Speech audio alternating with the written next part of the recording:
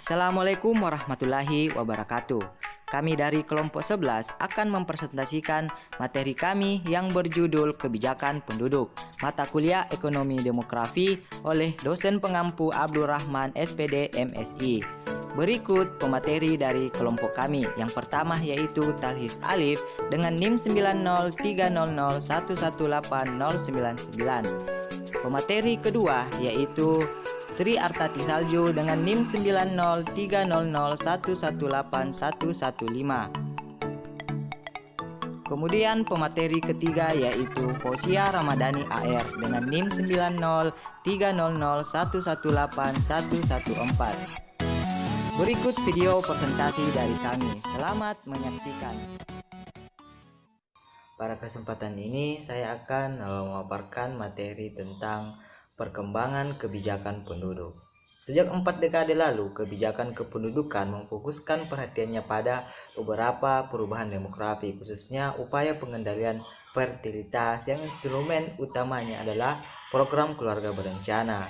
Pada tahun 1950-an dan 1960-an, kelompok Neo-Malthusian memberikan perhatian khusus pada pertumbuhan penduduk yang begitu cepat sehingga berdampak pada aspek-aspek kehidupan lain, antara lain menghambat pertumbuhan ekonomi, memicu kerusakan lingkungan, berkurangnya pelayanan sosial, dan menimbulkan konflik horizontal di masyarakat. Oleh karena itu, lembaga-lembaga kependudukan mendukung untuk mengkampanyekan pentingnya pengendalian kelahiran melalui pengembangan kontrasepsi yang lebih baik dan program keluarga berencana. Secara garis besarnya, tujuan kebijakan kependudukan adalah sebagai berikut: memelihara keseimbangan antara pertambahan dan penyebaran penduduk dengan perkembangan pembangunan sosial ekonomi, sehingga tingkat hidup yang layak dapat diberikan kepada penduduk secara menyeluruh. Masuk ke Konferensi Kependudukan Dunia. Nah, di Konferensi Kependudukan Dunia dilaksanakan oleh PBB tahun 1954 di Roma. Kehati-hatian mewarnai penyebutan masalah kepadatan penduduk. Pro kontra terjadi tentang adanya masalah kepadatan penduduk. Pada tahun 1954 sampai 1965, laporan-laporan tentang tekanan-tekanan yang disebabkan oleh kepadatan penduduk dalam kehidupan politik, ekonomi dan sosial dalam bentuk angka-angka statistik membuka mata dunia akan adanya masalah kependudukan. Hal ini tercermin dalam Konferensi Kependudukan Dunia yang kedua yang dilaksanakan oleh PBB di Beograd tahun 1965. Sejak konferensi ini, masalah kependudukan dinyatakan sebagai masalah dunia yang harus segera ditangani. Kebijakan kependudukan di Indonesia. Kebijakan kependudukan pemerintah di Indonesia merupakan implementasi dari arah kebijakan yang telah dirumuskan dalam GBHN. Arah kebijakan yang tercantum dalam GBHN adalah meningkatkan kualitas penduduk melalui pengendalian kelahiran, memperkecil angka kematian, dan peningkatan kualitas program keluarga berencana, sehingga kebijakan penduduk dengan mengendalikan jumlah kelahiran menjadi prioritas dalam sejarah Indonesia. Namun, dalam era reformasi, setelah jatuhnya Presiden Soeharto dari segi kelembagaan, kebijakan kependudukan seperti kehilangan arah. Kementerian Kependudukan malah dilikuidasi ke Kementerian Tenaga Kerja dan Transmigrasi. Dengan dibentuknya Badan Administrasi Kependudukan dan Mobilitasi Penduduk atau BAKMP, kemudian dilikuidasi menjadi Direktorat Jenderal di Departemen Dalam Negeri dan Departemen Tenaga Kerja dan Transmigrasi. Meski demikian, Badan Koordinasi Keluarga Berencana Nasional atau BKKBN tetap dipertahankan sampai saat ini. Pengertian kebijakan kependudukan. H.T. Eldridge dalam Agus Dwianto 1995 mendefinisikan kebijakan kependudukan sebagai keputusan legislatif, program administrasi dan berbagai usaha pemerintah lainnya yang dimaksud untuk merubah kecenderungan penduduk yang ada demi kepentingan kehidupan dan kesejahteraan nasional. Kebijakan fertilitas. Usaha pemerintah yang nampak dari kebijaksanaan dan yang diarahkan untuk mempengaruhi fertilitas dengan maksud merubah tingkat pertumbuhan penduduk dan merubah tingkat kematian. Kebijakan untuk mempengaruhi tingkat fertilitas. Yang pertama, kebijakan pronatalis. Kebijakan pemerintah yang berkaitan dengan tren fertilitas sebelum abad 20 mengarah kepada peningkatan fertilitas dan pertumbuhan penduduk. Bentuk-bentuk umum yang terkenal adalah yang pertama, propaganda pronatalis. Kemudian yang kedua, program-program yang mendorong keluarga, sistem pajak, dan insentif untuk seorang ibu. Kemudian yang ketiga, pembatasan terhadap distribusi dan penggunaan kontrasepsi dan aborsi. Dan kebijakan antinatalis. Kebijakan antinatalis diarahkan untuk mengurangi fertilitas. Ada dua pendekatan utama, yaitu program keluarga berencana yang disponsori oleh pemerintah dan berbagai bentuk pendekatan non-keluarga berencana. Yang pertama, kebijakan keluarga berencana. Program keluarga berencana nasional ditujukan untuk mengurangi fertilitas dengan memberikan peralatan, pelayanan, dan informasi tentang kontrasepsi. Dasar pemikirannya adalah pasangan usia subur yang ingin membatasi besarnya keluarga mereka akan cukup untuk menurunkan rata-rata kelahiran untuk kurun waktu tertentu. Kemudian pendekatan non-keluarga berencana. Kelemahan pendekatan keluarga berencana dalam menurunkan fertilitas telah meningkatkan jumlah demografer yang menyimpulkan bahwa pendekatan yang tidak tergantung kepada keluarga berencana nampaknya perlu dilakukan.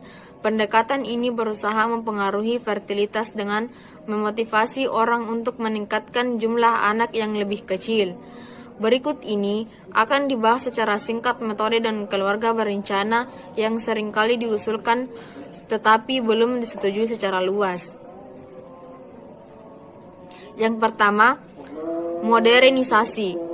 Mungkin salah satu cara untuk menurunkan fertilitas tanpa melalui program keluarga berencana adalah modernisasi masyarakat.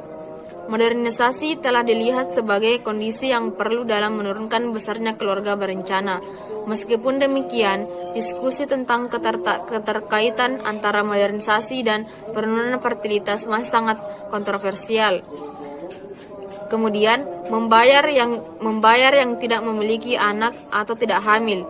Salah satu cara yang sering kali direkomendasikan untuk menurunkan fertilitas adalah membayar pasangan yang selama periode tertentu, misalnya 3-5 tahun, tidak hamil. Cara ini sangat mahal karena membutuhkan dana yang sangat besar. Kemudian meningkatkan partisipasi tenaga kerja wanita. Banyak bukti empiris telah menunjukkan bahwa wanita yang berpartisipasi dalam dunia industri memiliki jumlah anak yang lebih kecil daripada orang yang tidak berpartisipasi dalam bekerja. Karena itu, untuk negara-negara yang sedang berkembang, cara ini lebih tepat. Kemudian pendidikan kependudukan. Salah satu usaha menurunkan fertilitas melalui usaha non-keluarga berencana adalah dengan pendidikan kependudukan. Materi kali ini yaitu kebijakan untuk mempengaruhi mortalitas. Pemerintah tidak secara eksplisit memiliki kebijakan mempengaruhi mortalitas seperti yang dilakukan untuk menurunkan angka fertilitas. Penurunan mortalitas merupakan tujuan semua pemerintah termasuk mereka yang menginginkan untuk mengurangi rata-rata pertumbuhan penduduk. Kebijakan yang menurunkan mortalitas. Semua kebijakan pemerintah yang secara tidak langsung berkaitan dengan penurunan mortalitas adalah semua yang mensupport pengembangan pengetahuan medis yang berpotensi meningkatkan umur manusia, mengurangi menjalani atau datangnya penyakit tertentu dianggap sebagai kebijaksanaan penurunan mortalitas. Bentuk kebijaksanaan lain yang dianggap sebagai usaha untuk menurunkan mortalitas adalah yang pertama, yaitu usaha untuk menangani keselamatan dalam perjalanan. Misalnya dikeluarkan peraturan untuk memakai seatbelt di mobil agar kecelakaan yang terjadi tidak mendatangkan kematian. Selanjutnya itu yang kedua, menyediakan pelayanan kesehatan bagi para wanita hamil seperti pemeriksaan kehamilan, pengaturan gizi, imunisasi, dan sebagainya. Yang tiga yaitu berbagai informasi yang berkaitan dengan kesehatan reproduksi juga turut membantu menurunkan kematian, khususnya kematian bayi dan ibu. Yang keempat yaitu Pemerintah juga telah menurunkan angka kematian dengan peraturan rokok. Selanjutnya, kebijaksanaan yang meningkatkan angka mortalitas, yang dimana rasanya janggal bahwa kebijaksanaan yang meningkatkan angka mortalitas ini ada, karena pemerintah justru menghendaki sebaliknya. Tetapi berbagai kebijaksanaan pemerintah yang telah mencelakakan kesehatan meskipun secara tidak sengaja akhirnya juga meningkatkan kematian. Kebijaksanaan migrasi internasional, perpindahan dari luar negeri ke dalam negeri. Kebijaksanaan mengatur jumlah perubahan penduduk. Banyak negara juga mencoba mengatur kualitas migran. Karakteristik sosial, ekonomi, dan budaya dari penduduk migran merupakan faktor penting yang harus dipertimbangkan dalam memformulasikan kebijaksanaan pada negara-negara tersebut. Di Indonesia, warga negara asing dapat menjadi warga negara Indonesia melalui proses pewarganegaraan. Syarat dan tata cara memperoleh kewarganegaraan Republik Indonesia diatur dalam Undang-Undang Republik Indonesia Nomor 12 Tahun 2006 tentang Kewarganegaraan Republik Indonesia. Bab 3 pasal yang menyatakan permohonan kewarganegaraan dapat dilakukan oleh permohonan jika memenuhi persyaratannya sebagai berikut. Yang pertama yaitu telah berusia 18 tahun atau sudah kawin. Yang kedua, pada waktu mengajukan permohonan sudah bertempat tinggal di wilayah negara Republik Indonesia paling singkat 5 tahun berturut-turut atau paling singkat 10 tahun tidak berturut-turut.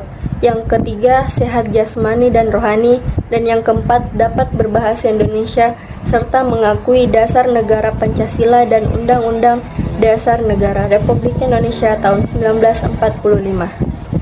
Selanjutnya yaitu kebijaksanaan migrasi internal. Program-program dan kebijaksanaan mengenai migrasi internal memiliki tujuan umum tertentu yaitu berkaitan dengan redistribusi penduduk. Kebijaksanaan pemerintah yang secara langsung diarahkan untuk mempengaruhi besarnya jumlah dan pertumbuhan suatu daerah, dan juga kebijaksanaan yang secara tidak sengaja atau tidak langsung berpengaruh terhadap aliran migran. Kebijaksanaan langsung. Kebijaksanaan langsung terhadap migrasi internal pada umumnya itu bukan untuk memperlambat pertumbuhan kota, khususnya di negara-negara sedang berkembang. Ada 4 jenis kebijaksanaan yang dapat mempengaruhi distribusi penduduk. Yang pertama yaitu menghentikan arus migran. Desentralisasi industri masih merupakan alat penting untuk menghambat migrasi dari desa ke kota. Pabrik-pabrik baru sengaja didirikan di tempat-tempat yang jauh dari kota-kota besar. Kota-kota kecil diberi perhatian pengembangannya, misalnya telah menetapkan jumlah batas tenaga kerja untuk industri di kota-kota besar dan meminta didirikannya pabrik baru di tempat-tempat yang diizinkan pemerintah. Selanjutnya yang kedua, mengerahkan kembali migran ke daerah kecil. Pembangunan daerah terpencil pada suatu negara dan penetapan program-program untuk meningkatkan kondisi penghidupan di daerah pedesaan telah mendatangkan pengaruh khusus, yaitu memperlambat arus migrasi dari desa ke kota dan memperbaiki kondisi sosial ekonomi keluarga.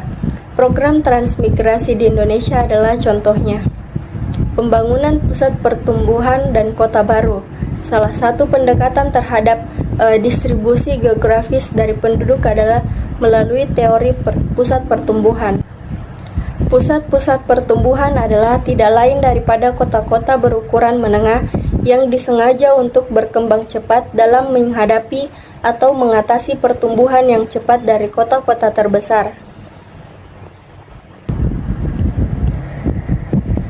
Cara lain untuk menurunkan pertumbuhan penduduk kota-kota besar adalah dengan membangun kota baru pada daerah-daerah yang masih terbuka. Selanjutnya, kebijakan tidak langsung. Kebijakan tidak langsung di mana pemerintah mempengaruhi secara langsung distribusi penduduk, misalnya pembangunan jalan raya, proyek-proyek pusat, serta penetapan investasi dapat secara tidak langsung mempengaruhi distribusi penduduk. Penetapan besarnya pajak pada berbagai negara bagian yang berbeda-beda juga dapat mempengaruhi distribusi penduduk. Dan yang terakhir, semua kebijakan yang diarahkan terhadap perbaikan kondisi sosial, ekonomi masyarakat secara tidak langsung mempengaruhi jumlah penduduk.